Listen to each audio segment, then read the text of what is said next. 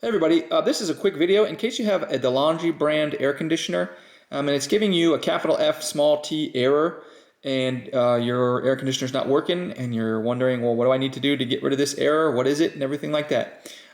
So really simply, the FT error is that your air conditioner is full of water and it needs to be drained.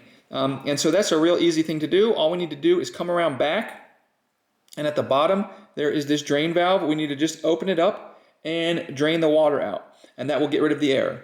Now if you have a drain hose that's already hooked up and you're still getting the error, we just want to figure out why is the water not getting out, and you might have a clog or a bend or a kink or a pinch or something like that in the drain hose that is preventing the water from leaving the air conditioner properly, and then it fills up with water, gives you this error, and stops working. So just check that hose, check everything like that, make sure that it's able to, the water's able to drain out properly.